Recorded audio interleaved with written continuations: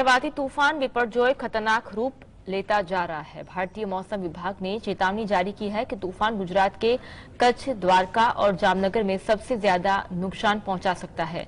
ऐसे में सुरक्षा के सभी जरूरी उपाय किए जा रहे हैं। वहीं 21,000 से ज्यादा लोगों को सुरक्षित स्थान पर पहुंचाया गया है। क्या है स्थिति, देखते खास रिपोर्ट साइक्लोन रिपोर्ट अंदर की बात में। अरब सागर से उठा चक्रवाती तूफान बिपरजॉय गुजरात के कच्छ, देवभूमि, द्वारका और जामनगर को बहुत नुकसान पहुंचा सकता है। मौसम विभाग के मुताबिक तूफान थोड़ा कमजोर पड़ा, लेकिन अब भी बहुत गंभीर की श्रेणी में है। अनुमान है कि ये गुरुवार शाम गुजरात के मांडवी और पाकिस्तान के कराची के बीच कहीं तट से टकरा सकता है। उस समय तूफान की रफ्तार 125 से 150 किलोमीटर प्रति घंटे की हो सकती है। तूफान की वजह से गुजरात और मुंबई के तटीय इलाकों में आंधी बारिश का दौर जारी है। इस दौरान हुए हादसों में 7 लोगों की मौत हो चुकी है। तूफान को देखते हुए गुजरात के तटीय इलाकों में 10 किलोमीटर के दायरे को मंगलवार को खाली कराना शुरू हो गया। 21,000 से ज्यादा लोगों को सुरक्षित जगहों पर पहुंचाया गया है। बंदरगाहों को बंद कर दिया गया है। राहत और बचाव के लिए एनडीआरएफ की 17 टीमें और एसडीआरएफ की 12 टीमें तैनात है। बिपरजॉय को ध्यान में लेते हुए गिर नेशनल पार्क बंद कर दिया गया है। तटीय इलाकों में जंगल में मौजूद 100 शेरों को सुरक्षित जगह पहुंचाया गया है। सोमनाथ मंदिर समेत अन्य प्रसिद्ध जगहों को भी बंद रखने की सलाह दी गई है। 30 ट्रेनों को डेस्टिनेशन से पहले ही रोक दिया गया है। Bureau report, GSTV। बिपरजॉय तूफान की आहट से पहले भी कई बार ऐसे चक्रवात का सामना कर चुका है। तूफान को लेकर चर्चा होने लगी है कि आखिर किस वजह से बीते 5 सालों में गुजरात एक बार फिर से चौथी चक्रवात का सामना करने जा रहा है। इसको लेकर मौसम वैज्ञानिकों ने भी अपनी राय रखी है। देखते रिपोर्ट अंदर की बात में। गुजरात में 15 जून को बेहद गंभीर चक्रवाती तूफान बिपरजॉय की आहट है। मौसम विभाग के अधिकारियों का कहना है कि बीते 5 सालों में गुजरात तट को प्रभावित करने वाला चौथा बड़ा चक्रवात है। इससे पहले वर्ष 2019 में चक्रवात वायु के चलते भूस्खलन हुआ। फिर वर्ष 2020 में महाराष्ट्र में आने वाले निसर्ग तूफान ने तटीय गुजरात में भीषण बारिश से नुकसान पहुंचाया। साल 2021 में तोक्ताई ने दीवूना के पास एक भूस्खलन किया, जिससे व्यापक विनाश हुआ। गुजरात ने वर्ष 1998 से अब तक 20 सालों में 4 बड़े चक्रवातों का सामना किया। कंडला से टकराने वाले एक सुपर चक्रवात ने तो मानव जीवन और संपत्ति को ऐसा नुकसान पहुंचाया, जिसके निशान 2018 तक देखने को मिल रहे थे। मौसम विभाग के अधिकारियों ने कहा कि लक्षद्वीप समूह के आसपास चक्रवातों की उत्पत्ति से लेकर गुजरात तक फनल के आकार की तटीय रेखा एक कारण है, जिससे कि चक्रवात सौराष्ट्र और कच्छ के तटों से टकराते हैं। एक अधिकारी ने कहा, भविष्य में हिंद महासागर क्षेत्र में औसत सतही समुद्र के तापमान में वृद्धि के कारण राज्य में अधिक संख्या में चक्रवात आ सकते हैं। Bureau report. चक्रवात बिपरजॉय से गुजरात के तटवर्ती इलाकों में कम से कम नुकसान है। इसके लिए केंद्र सरकार के सहयोग राज्य सरकार लोगों को खतरे वाले इलाकों से सुरक्षित स्थानों पर ले जा रही है। कच्छ, जहां पर बिपरजॉय के लैंडफॉल की उम्मीद है, महा तूफान की चुनौती, अलर्ट मोड पर सेना। अगले 36 घंटे भारी। देखते मंत्रियों से लेकर तमाम नेताओं ने संभाला मोर्चा। देखते खास रिपोर्ट अंदर की बात। समुद्री चक्रवात बिपरजॉय से गुजरात के तटवर्ती इलाकों में कम से कम नुकसान हो, इसके लिए केंद्र सरकार के सहयोग राज्य सरकार लोगों को खतरे वाले इलाकों से सुरक्षित स्थानों ले जाने में जुटी है। तो वही कच्छ, जहां पर बिपरजॉय के लैंडफॉल की उम्मीद है, वहां सेना का अलर्ट मोड पर रखा गया है। केंद्रीय मंत्रियों से लेकर राज्य सरकार के मंत्री और स्थानीय सांसद, विधायक, नेता सभी इस चुनौती, इस निपटने के लिए जरूरी इंतजाम में जुटे हैं। बिपरजॉय का सर्वाधिक खतरा कच्छ, पोरबंदर, द्वारका और जामनगर के साथ मोरबी और गिर सोमनाथ में होने का अनुमान व्यक्त किया गया है। कच्छ में सबसे ज्यादा अलर्ट है। अनुमान के अनुसार चक्रवात अबडासा तहसील के जखाऊ में लैंडफॉल करेगा। बिपरजॉय से निपटने के केंद्र और राज्य सरकार के बीच लगातार मीटिंग और समीक्षा का क्रम जारी रहा है। बिपरजॉय तूफान से होने वाले नुकसान के निपटने के लिए सेना ने खास तैयारी की है। केंद्रीय स्वास्थ्य मंत्री मनसुख मांडविया भुज आर्मी बेस पर अधिकारियों से तैयारियों का जायजा लिया। जामनगर में केंद्रीय मंत्री देवसिंह चौहान ने लोगों का तूफान के खतरे से अवगत कराया। गुजरात के गृह राज्य मंत्री हर्ष संघवी द्वारका के ओखा पोर्ट पर तूफान बिपरजॉय गुजरात के मुहाने पर खड़ा है, लेकिन अभी तक जान माल के नुकसान की खबर नहीं आई है। आपको पता है कि कैसे हमारी एजेंसियां तूफानों के सामने दीवार बनकर खड़ी हो जाती है। जानिए कैसे विज्ञान इंसानी हिम्मत और समझ से मिलकर बचाते हैं लाखों लोगों की जान। देखते खास रिपोर्ट अंदर की बात में। अरब सागर तूफानी उफान मार रहा है। लहरें 30 से 40 फीट पर ऊपर उठ रही है। हवाएं 150 किलोमीटर प्रति घंटा की रफ्तार से चल रही है। वजह है साइक्लोन बिपरजॉय। इसकी वजह से गुजरात के 7 जिलों में तबाही की आशंका जताई जा रही है। साथ ही 9 राज्य को अलर्ट किया गया है। तूफानों के सामने कैसे एजेंसियां काम करती है, आइए जानते हैं। NDMA national disaster management authority देश की सर्वोच्च संस्था है जो आपदा के समय लोगों को बचाने और सुरक्षित स्थानों पर पहुंचाने का काम करती है। इसके प्रमुख खुद देश के प्रधानमंत्री होते हैं। एनईसी नेशनल एग्जीक्यूटिव कमेटी, इसे भारत सरकार के उच्च स्तरीय मंत्रियों की निगरानी में चलाया जाता है। इसके प्रमुख गृह मंत्री के सचिव होते हैं। SDMA state disaster management authority, हर राज्य में यह संस्था होती है जिसका प्रमुख वहां का मुख्यमंत्री होता है। DDMA district disaster management authority, इसका प्रमुख जिलाधिकारी होता है या फिर डिप्टी कमिश्नर या डिस्ट्रिक्ट मजिस्ट्रेट। साइक्लोन की स्थिति में देश की सेनाओं और अर्धसैनिक बलों को सक्रिय कर दिया जाता है। अलर्ट मोड पर रहते हैं। ये सभी एनडीएमए, एसडीएमए, एनडीआरएफ और एसडीआरएफ के साथ मिलकर लोगों को बचाने और सुरक्षित जगह पर पहुंचाने का काम करते हैं। Bureau report, GS.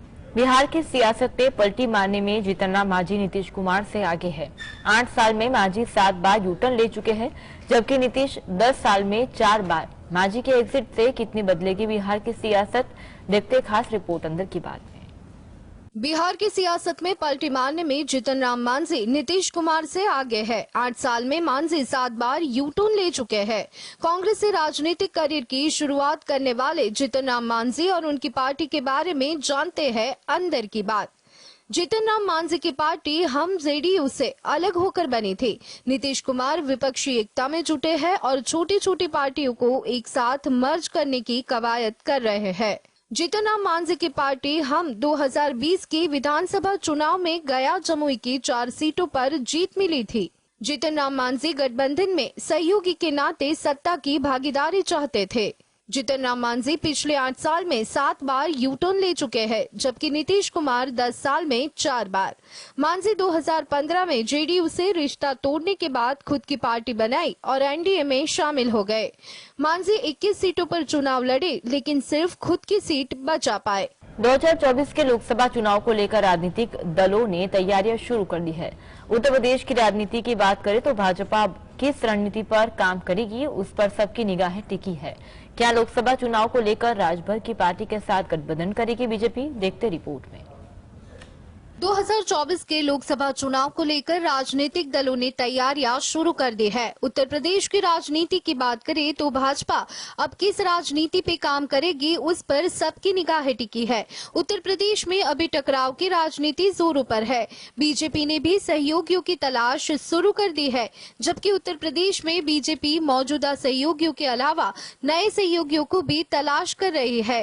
भाजपा सूत्रों का दावा है कि ये तय है कि भाजपा यूपी में ओम प्रकाश राजभर की सुहेल देव भारतीय समाजवादी पार्टी सुभासपा के साथ गठजोड़ करेगी। राजभर ने विधान परिषद चुनाव में बीजेपी उम्मीदवारों के पक्ष में वोट देकर दोस्ती का हाथ बढ़ाया और बीजेपी को क्लीन स्वीप करने में मदद की।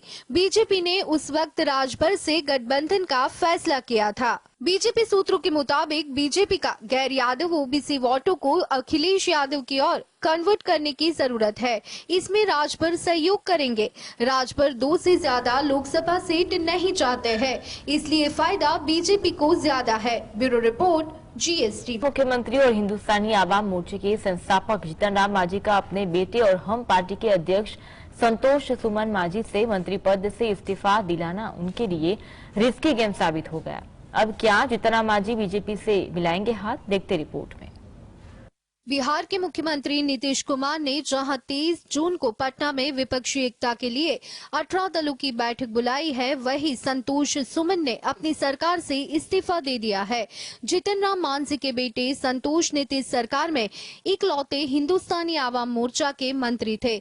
जितन राम मांझी ने दावा किया कि हम महागठबंधन से नहीं, सरकार से अलग हुए हैं।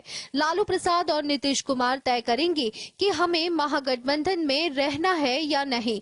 सूत्रों का कहना है कि जितन राम मांझी या संतोष जो भी कहे, संतोष ने इस्तीफा दे दिया है क्योंकि उनकी पार्टी 2024 के लोकसभा चुनाव से पहले भाजपा के साथ गठबंधन करने के लिए दृढ़ निश्चयी है। बीजेपी के साथ डील के तहत जितन राम या संतोष को केंद्रीय मंत्रिमंडल में शामिल किया जाएगा। उनमें से कोई भी सांसद नहीं है, लेकिन संसद सदस्य बने बिना 6 महीने तक मंत्री के रूप में काम कर सकता है। अप्रैल में जितन राम की अमित शाह से मुलाकात के बाद ही ये फॉर्मूला तय हुआ था। Bureau report. प्रभास और कृति सनन स्टारर फिल्म आदि पुरुष इस शुक्रवार को सिनेमाघरों में रिलीज होने जा रही है। इस मोस्ट अवेटेड फिल्म को लेकर फैंस सुपर एक्साइटेड है। कब सिनेमाघरों में रिलीज होगी फिल्म, कितना कर सकती है बिजनेस, देखते बॉलीवुड रिपोर्ट अंदर की बात में। आदि पुरुष की एडवांस बुकिंग रविवार से ही शुरू हो चुकी है। 3 दिनों में सिर्फ पीवीआर से 1 लाख टिकटों की बिक्री हुई है। इसका 25 हिस्सा साउथ के राज्यों से है। ट्रेड एक्सपर्ट का कहना है कि फिल्म पहले दिन सभी भाषाओं को मिलाकर 50 करोड़ रुपए का बिजनेस कर सकती है। हिंदी वर्जन में फिल्म 15 से 18 करोड़ का कलेक्शन कर सकती है। फिल्म समीक्षकों का मानना है कि रामायण पर बेस्ड होने की वजह से फिल्म को दर्शकों का काफी अच्छा रिस्पॉन्स मिलेगा। रामायण एक ऐसी स्टोरी है जिसे दर्शक कभी भी देखना पसंद करेंगे। आदि पुरुष में रामायण को नए तरीके से पेश करने की कोशिश की गई है। रिपोर्ट के मुताबिक दिल्ली और मुंबई में फिल्म की टिकट 2000 रुपए तक बिक रहे हैं। इसके अलावा नोएडा में 1650 रुपए तक टिकटों का रेट रहा है। बेंगलुरु और कोलकाता में भी लगभग इतने की ही टिकट बिक रहे हैं। चेन्नई और हैदराबाद में इन जगहों की अपेक्षा रेट कम रखे गए हैं। फिल्म प्रोड्यूसर और ट्रेड एनालिस्ट गिरीश जौहर ने कहा, इसमें कोई शक नहीं है कि प्रभास की फैन फॉलोइंग काफी ज्यादा है। वर्ष 2022 में रिलीज हुई उनकी फिल्म राधेश्याम डिजास्टर साबित हुई थी। Bureau report. महाराष्ट्र में बीते दिनों औरंगजेब और टिप्पू सुल्तान की तारीफ में की गई सोशल मीडिया पोस्ट को लेकर कई मामले दर्ज किए गए। इसके अलावा कई जगहों पर हिंदू संगठन की रैली में पथराव की घटनाएं सामने आई। पुलिस की ओर से बताया गया कि बीते 3 दिनों में ऐसे 12 मामले सामने आए हैं। क्या है मामला, क्यों थम नहीं रही हिंसा, देखते रिपोर्ट अंदर की बात में। महाराष्ट्र में बीते 3 दिनों में कोल्हापुर और अहमदनगर समेत 6 जिलों में सांप्रदायिक तनाव के कम से कम 12 मामले दर्ज किए गए हैं। पुलिस अधिकारी ने बताया कि इनमें ज्यादातर मामले सोशल मीडिया पर टिप्पू सुल्तान और मुगल बादशाह औरंगजेब की तारीफ के बाद हुए हैं। कोल्हापुर के एक 29 वर्षीय व्यक्ति को 2 समुदायों के बीच दुश्मनी पैदा करने के आरोप में गिरफ्तार किया गया है, जिसने सोशल मीडिया पर टिप्पू सुल्तान की फोटो लगाकर कैप्शन में भारत का राजा लिखा था। अहमदनगर जिले के 22 वर्षीय युवक के खिलाफ सोशल मीडिया पोस्ट को लेकर मामला दर्ज किया गया है। नासिक जिले के मालेगांव में 2 समूहों के बीच दुश्मनी पैदा करने के आरोप में उत्तर प्रदेश के रहने वाले 4 अन्य लोगों के खिलाफ भी मामला दर्ज हो गया है। कोल्हापुर में बीते सप्ताह 31 घंटे तक इंटरनेट सेवाएं बंद रही। पुलिस ने 4 मामले दर्ज कर 41 लोगों को गिरफ्तार किया। अहमदनगर में संगमनेर ने फकीरवाड़ा इलाके में जुलूस के दौरान औरंगजेब के पोस्टर ले जाने के बाद 4 लोगों के खिलाफ मामला दर्ज किया गया। इस घटना के 2 दिन के बाद ही एक हिंदू संगठन ने रैली निकाली थी, जिसमें पथराव की घटना सामने आई। Bureau report,